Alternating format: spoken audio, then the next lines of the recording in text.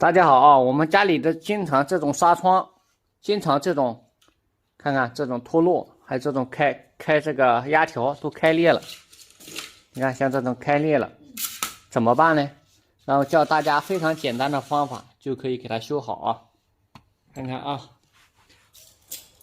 我们准备一个这种滑轮，这种滑轮就是我们家的移门上面的滑轮，然后你看它这个是凸起来的，然后用这个滑轮，这个是一个，这是压条，你看，这个是没压住的这个叫什么纱窗啊，然后我们给这个滑轮这样沿着压进去的地方，然后往前推，你看这个是没压住的啊，然后往前推，你看往前推，这个地方就压牢了啊，你看效果是非常好的啊。如果没有的话，然后你就没有滑轮的话，那就用别的东西，螺丝刀啊都可以啊。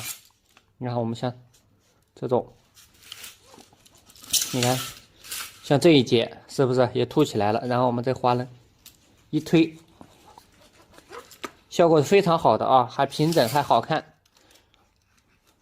看，我们经常家里纱窗都会出现这种情况，还有这种你看开裂，这种夏天都会漏蚊子，对吧？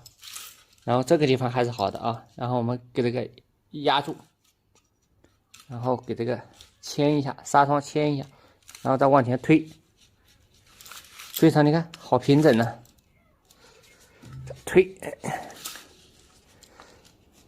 再推，看看这种效果是不是非常好，非常平整啊？再检查一下，如果哪里不好的话，我们再看一下啊。看这里有一点，这里可能是多出来的啊，你看也能压得进去啊。这个地方也有一点，你看凸起来的啊，再压进，直接压进去就行了。哦，还有这地方还有，这地方还有这么多，你看。然后我们再给它压进去。其实他们专业装纱窗的应该也是这样压的啊。看。非常平整，对吧？也非常好看，也非常专业啊！本次分享完毕，感谢大家的观看啊，点个赞。